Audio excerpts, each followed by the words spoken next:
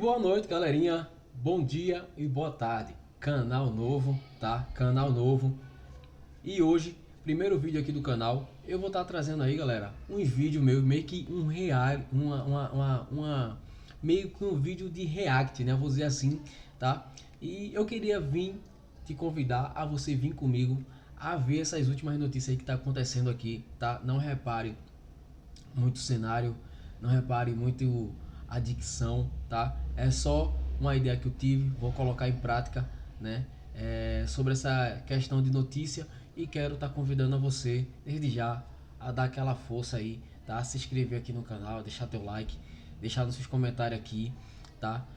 Sobre esses últimos acontecimentos aí que tá acontecendo no Brasil, no mundo, né? E vamos embora, vamos junto aí ver o que é que tá acontecendo aí nessas notícias aí, né? Vamos embora, vamos estar junto aí, analisando junto, tá? Desde já você é meu convidado a deixar seus comentários aí, se inscrever e deixar aquele like aí para fortalecer, tá bom? Isso aí vai me dizer se eu tô no caminho certo ou não. Então, vamos lá. A gente vai receber aqui no All News a Nathalie Hoff, que é professora de Relações Internacionais do Centro Universitário Curitiba. Nathalie, obrigado por estar aqui com a gente, bem-vinda, bom dia para você. Bom dia, Mauro, muito obrigada pelo convite. É um prazer estar aqui para comentar essa semana tão agitada, né? E bom dia também aos colegas que estão aqui. Agitadíssima. Vamos então pela ordem cronológica, né? Ontem, o presidente Trump, respondendo a uma pergunta da jornalista Raquel Krahenbuhl, jornalista da TV Globo, ele disse que ele está aberto a conversar com Lula a qualquer momento. Vamos ouvir exatamente o que o Trump falou. Are you ready? Are you open to negotiate with Brazil? The Brazilian President Lula said he'd like to call you. He requested a conversation. Would you talk to him now? He can talk to me anytime he wants. So are you open to tariffs? Yeah, he can talk to me anytime he wants. What is on the table for Brazil? Well, we'll see what happens. But I love the people of Brazil. What evidence do you have to Why are you trying to do two drugs? I love the people of So Brazil. why do you want tariffs? They don't Because the people running Brazil did the wrong thing. De fato. A convocação para os seres que vão iluminar o planeta já começou. Galera. Você vai ficar de fora. Se você... É um assunto meio polêmico. Essa foi a fala do Trump ontem lá na Casa Branca. Errado, né? Um pouco mais tarde, o presidente Lula, numa reação a essa fala, fez uma publicação numa rede social dizendo o seguinte: sempre estivemos abertos ao diálogo. Quem define os rumos do Brasil são os brasileiros e suas instituições. Neste momento, estamos trabalhando para proteger a nossa economia, as empresas e nossos trabalhadores e dar as respostas às medidas tarifárias do governo norte-americano. Professora, está aberto aí uma possibilidade, né? Está aberta uma possibilidade de conversa entre os dois líderes que antes parecia bloqueada, né? O Donald Trump deu uma sinalização de que quer conversar, o Lula também disse que sempre esteve aberto ao diálogo.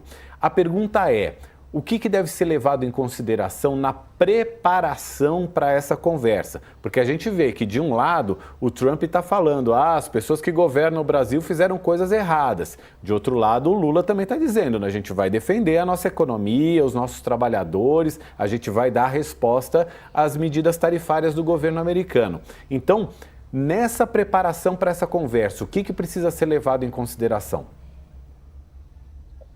Bom, eu acho que essa sinalização do Trump que a gente teve ontem, ela mostra talvez um avanço positivo, né, nesse desdobramento muito recente nas relações Brasil e Estados Unidos, onde a gente assistiu uma deterioração bastante profunda do relacionamento bilateral, que historicamente sempre foi muito positivo, né?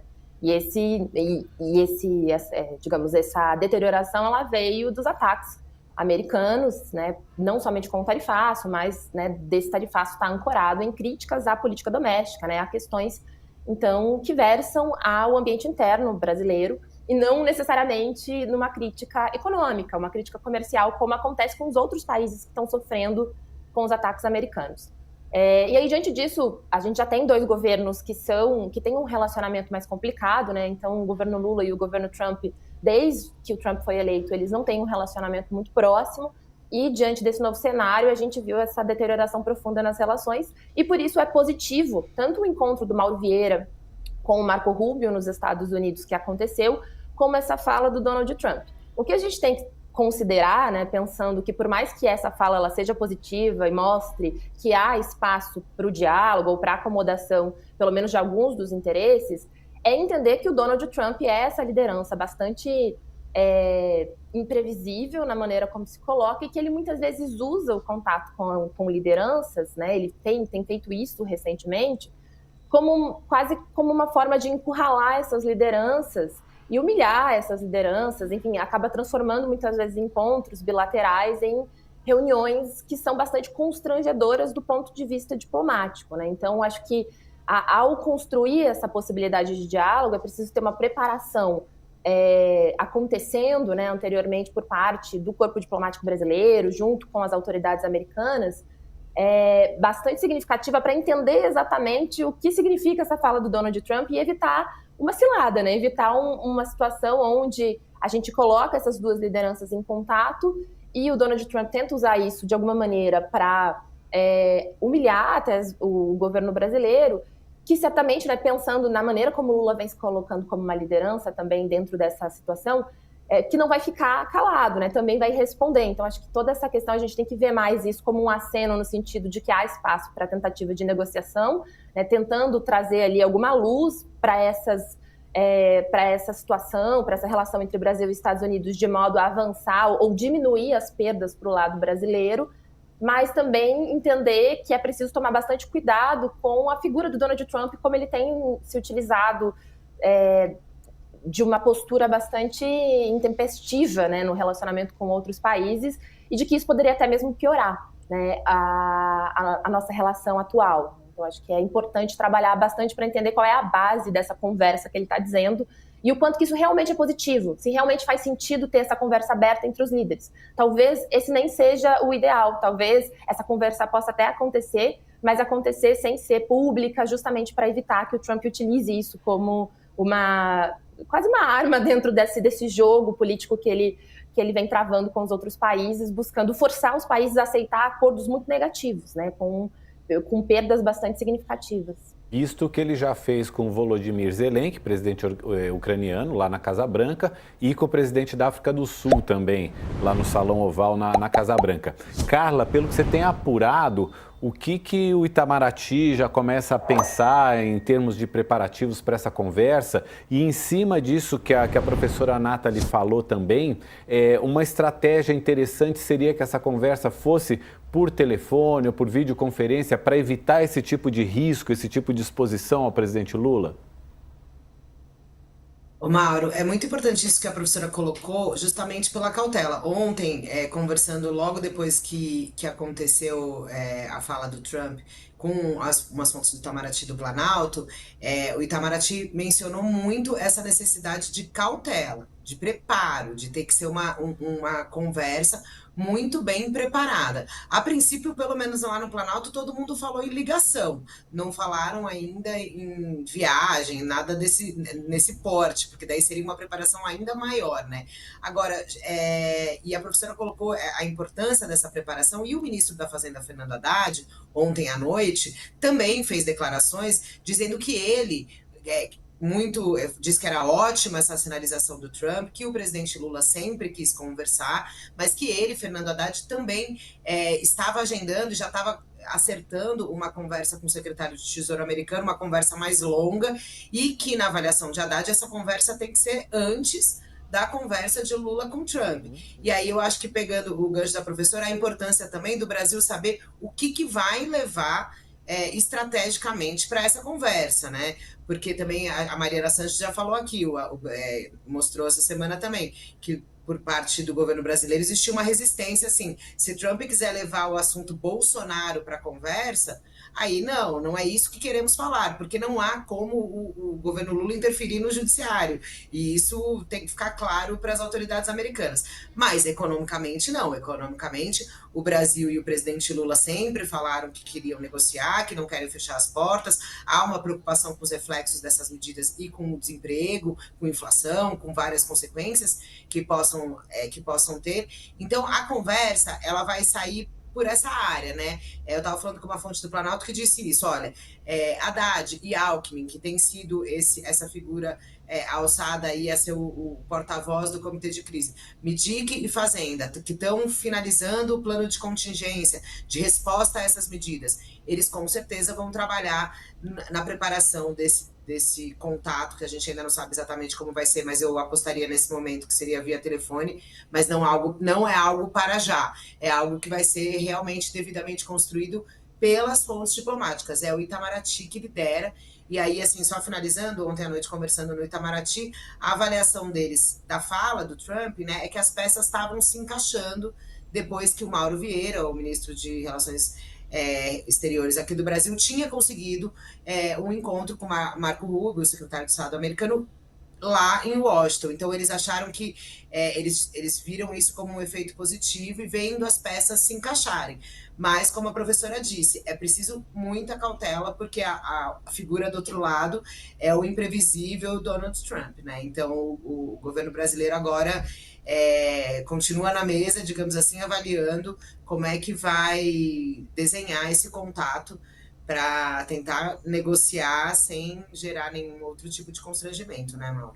É interessante esse ponto que você coloca, Carla, e que a professora Nathalie também, porque assim, a gente começa a ver relações que são as relações que a gente entende como sendo as mais dentro do que a gente espera de relações entre dois países, quer dizer, o ministro da Fazenda conversando com o secretário do Tesouro, o nosso vice-presidente, que também é ministro da Indústria e Comércio, conversando com o secretário de Comércio, e o Itamaraty conversando com o Departamento de Estado e preparando uma conversa de alto nível entre os dois presidentes dos Estados Unidos e do Brasil. Esse é o roteiro normal que a gente está acostumado nas relações internacionais.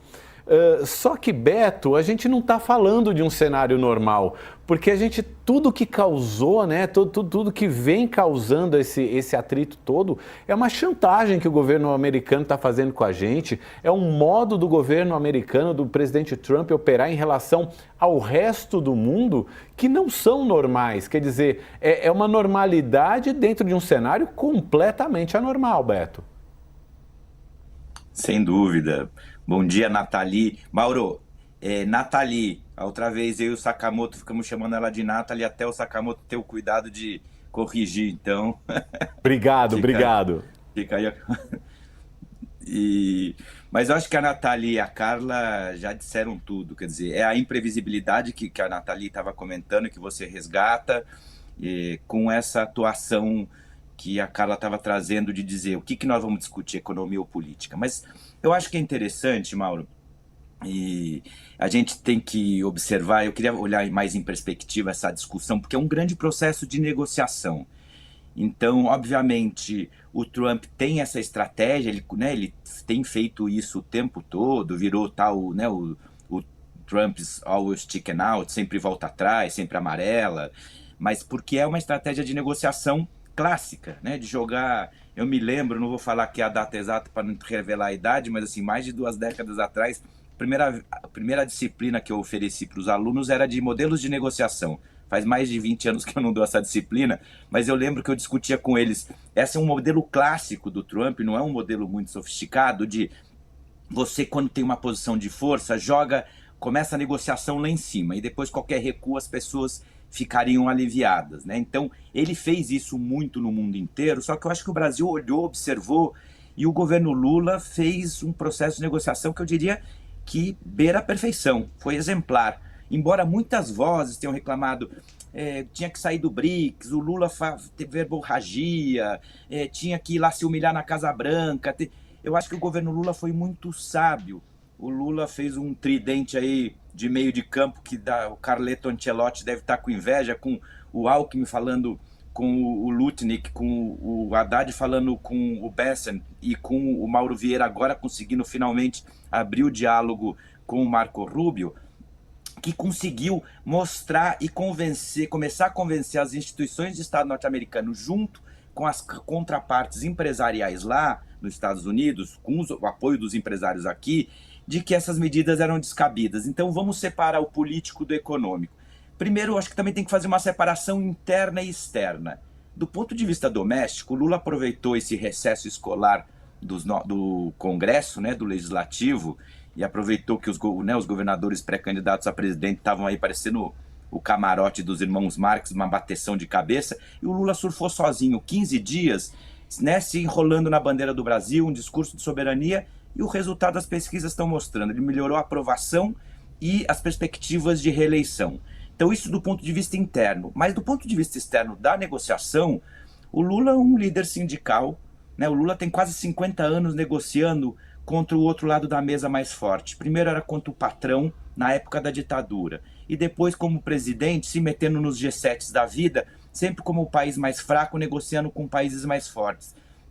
Então, acho que o governo brasileiro, com, né, a diplomacia do Itamaraty tão profissional, com o ministro da Fazenda tão hábil como o Haddad e com o vice-presidente ministro do Comércio, com essa habilidade de ir na Ana Maria Braga, ao mesmo tempo que está negociando com todos os setores empresariais, o governo conseguiu ir avançando. Então, veja que interessante, desde o primeiro momento o governo brasileiro falou, a gente não vai pedir mais prazo. Eles falaram, não queremos mais prazo, vamos manter o dia 1º. Quem piscou primeiro foi os Estados Unidos, né, que deu mais 6 dias de prazo e já tirou 700 produtos. E o governo brasileiro, de novo, não está pedindo mais prazo, está querendo aumentar a lista de produtos de isenção.